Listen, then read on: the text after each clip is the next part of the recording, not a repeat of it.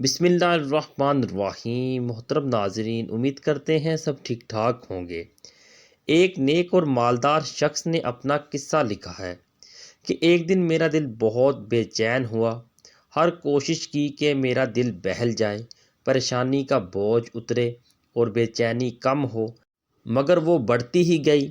بالآخر تنگ آ کر باہر نکل گیا اور بے مقصد ادھر ادھر گھومنے لگا۔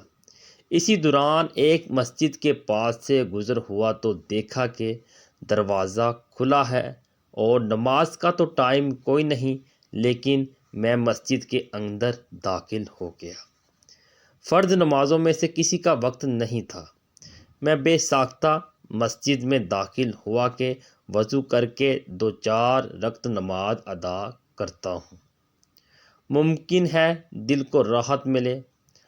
وضو کے بعد مسجد میں داخل ہوا تو ایک صاحب کو دیکھا، خوب رو رہا تھا، گڑ گڑا رہا تھا، دعا مانگ رہا تھا اور کافی بے قرار تھا۔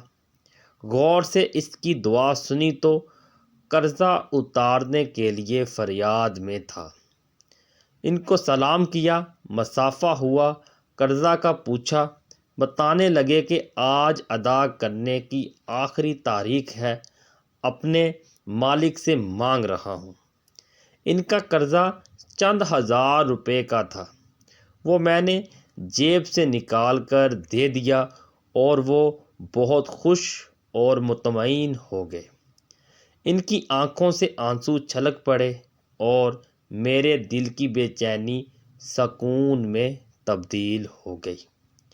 میں نے اپنا وزٹنگ کارڈ نکال کر پیش کیا کہ آئندہ جب بھی ضرورت پڑے مجھے فون کر لیں اور اپنا جو بھی معاملات ہو مجھ سے دریافت کر لیں۔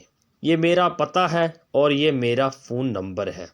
انہوں نے بغیر دیکھے کارڈ واپس کر دیا اور فرمایا، نا جناب، یہ نہیں، میرے پاس ان کا پتہ ہے جنہوں نے آج آپ کو بھیجا ہے، اور آئندہ بھی میری مشکل حل کرنے والا بس میرا اللہ ہی ہے۔